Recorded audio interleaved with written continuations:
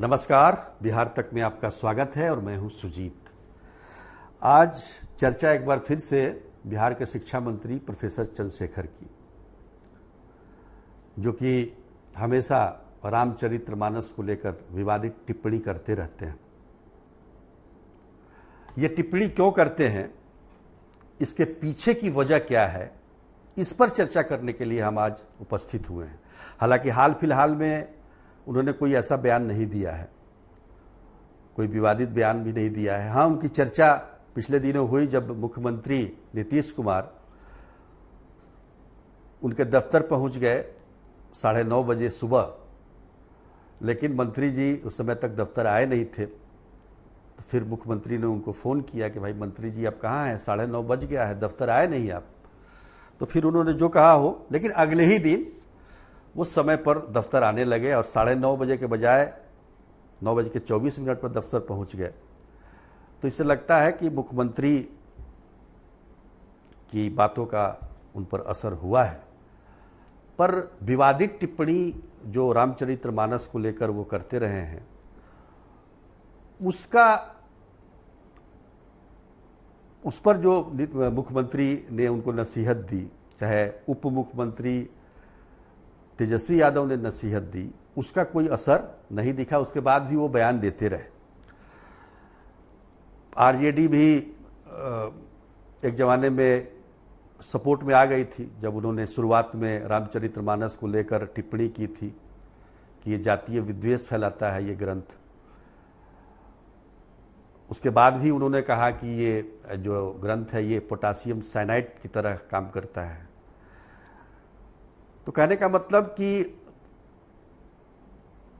एक तरफ नीतीश कुमार मुख्यमंत्री, उप मुख्यमंत्री तेजस्वी यादव ने उनको विवादित टिप्पणी न करने की नसीहत दी, तो आरजेडी की तरफ से उनको सपोर्ट भी मिला और उसके बावजूद उन्होंने फिर से विवादित बयान दिया। उन्होंने यहाँ तक कहा कि भगवान उनके सपने में आए और कहा कि चंद्रशेखर मुझे बिकने से बचा लो। लेकिन सबसे अहम बात यह है कि प्रोफेसर चंद्रशेखर नास्तिक नहीं है, वो 20 मिनट पूजा भी करते हैं और हनुमान के भक्त हैं। तो जो हनुमान का भक्त होगा वो रामचरितमानस पर टिप्पणी कैसे कर सकता है, विवादित बयान कैसे दे सकता है, ये सवाल उठता है। लेकिन सवाल जब राजनीति की आ जाती है,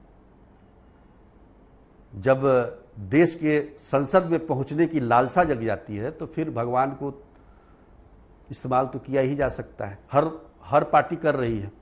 तो प्रोफेसर चंद्रशेखर ने इस अंदाज में विवादित बयान देकर इसको साधने की कोशिश की है। अब सवाल ये उठता है कि चुनाव वो लड़ना चाहते हैं, वो विधायक हैं मधेपुरा से, लेकिन मधेपुरा लोकसभा सीट जो है उस पर जेडीयू के एमपी हैं, सिटिंग एमपी हैं। तो मधेपुरा से टिकट मिले ना मिले, आरजेडी के पास वो सीट आए ना आए, ये कहना मुश्किल है। पर एक सीट है जिसके ध्यान में रखकर ये सारा बयान दिया गया, रामचरितमानस पर जो विवादित बयान दिए गए, वो सीट है अररिया। अररिया में आप देखेंगे तो अररिया पर जो धाक रहा करता था मोहम्मद तस्लीमुद्दीन का, उनका इंतकाल हो चुका है। उनके बेटे सरफराज आलम उपचुनाव में 2018 में अररिया से विजयी हुए थे, लेकिन 19 में हार गए वो बीजेपी से। और बीजेपी में लोकसभा के सीट पे हार गए और 2020 के विधानसभा में जोकीहाट विधानसभा क्षेत्र से अपने भाई जो कि ओवैसी के उम्मीदवार थे शहनवाज आलम, उनसे सरफराज आलम हार गए।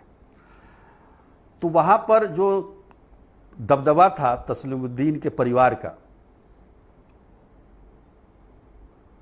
वो एक तरह से खत्म हो गया। शहनवाज आलम अभी आरजेडी में आ गए हैं और वो मंत्री भी हैं।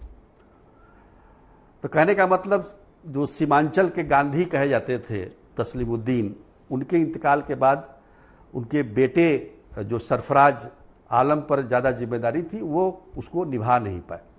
वैसे भी अररिया जो है 2009 से पहले सुरक्षित सीट हुआ करता था, लेकिन 2009 के बाद ये सामान्य सीट हो गई है।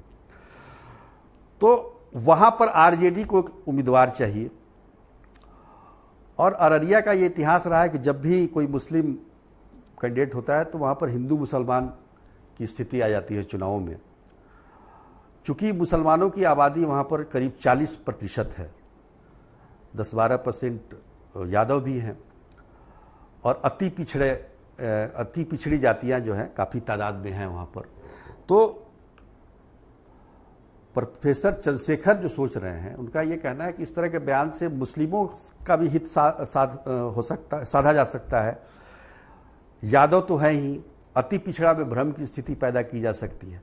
देखिए, वहाँ पर ओवैसी भी अपने उम्मीदवार को उतार सकते हैं और वो उम्मीदवार मुस्लिम ही होगा, तो मुस्लिम वोटरों में सेध न लगे, तो इसलिए उन्होंने इस तरह का बयान देना शुरू किया। उनकी सोच है, वो सोचते हैं कि इस तरह के बयान देने से मुसलमान उनको वोट देंगे।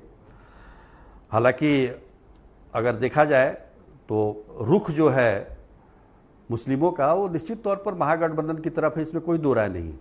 लेकिन फिर भी अधिकतर अगर जीत जो हुई है अररिया में वो बीजेपी की ही हुई है।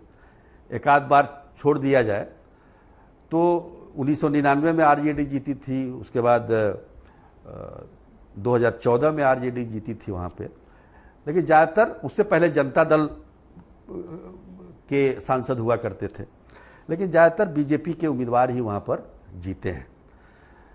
तो प्रोफेसर चंद्रशेखर को लगता है कि वहाँ पर कोई इस तरह का उम्मीदवार भी नहीं है, क्योंकि सरफराज आलम जो है विधानसभा का चुनाव हार चुके हैं, तो लोकसभा का टिकट की दावेदारी कैसे कर सकते हैं।